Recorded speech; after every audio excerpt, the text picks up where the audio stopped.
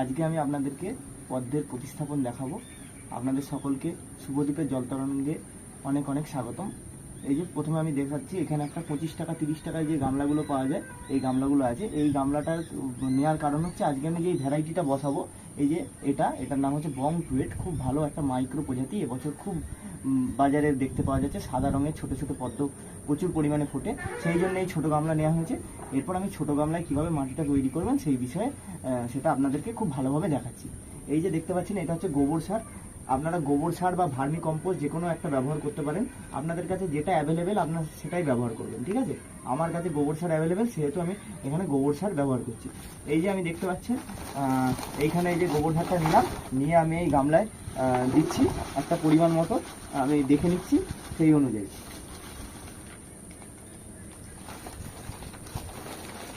এই যে এখানে এতটা পরিমাণ গোবর সার নিয়েছি। ক্যামেরাটা একটু সামনে এনে দেখাতে বলবো আমার ক্যামেরাম্যানকে।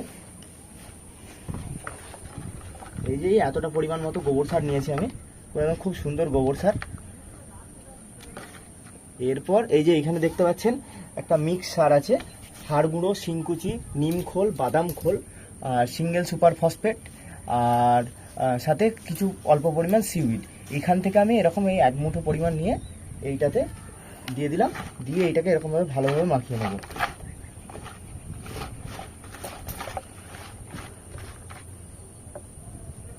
খুব ভালোভাবে মাখিয়ে নিলাম।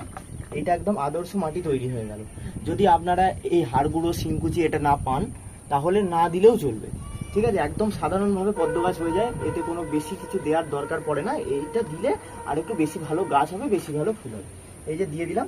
এরপর আর কিচ্ছু নয়, এই যে জমি থেকে সংগ্রহ করা মাটি আমি ভালো করে জল দিয়ে মেখে নিয়েছি, একদম সুন্দর করে মাখা হয়ে গেছে। এই মাটিটিকে আমি এর মধ্যে দিয়ে দেবো আস্তে আস্তে। এইভাবে উপরে শুধু মাটিটা দিতে থাকবো। আমি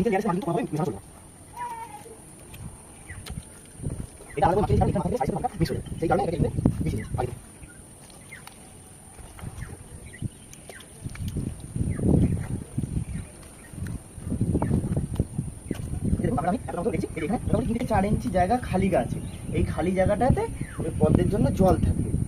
এই যে এটা হচ্ছে পদ্মের টিউবার, এইটা হচ্ছে টিউবারের গ্রোয়িং টিপ। এই অংশটিকে কখনোই ভেঙে ফেলা যাবে না। বসানোর সময় এই অংশটিকে এত সাবধানতার সাথে বসাতে হবে যে যাতে না এটা কোনোভাবে ভেঙে যায়। এইখানে একটা গ্রোয়িং টিপ আছে, এখানে একটা গ্রোয়িং টিপ আছে। এরপর কি করতে হবে, এই যে এরকম সাইডের অংশে এরকমভাবে আস্তে আস্তে এটার জায়গা তৈরি করতে হবে। তৈরি করে সেখানে এরকম সুন্দরভাবে টিউবারটিকে বসিয়ে দিতে হবে। টিউবারটিকে বসিয়ে শেষের অংশটিকে ভালো করে চাপা দিয়ে দিতে হবে। আর গ্রোয়িং টিপটা শুধু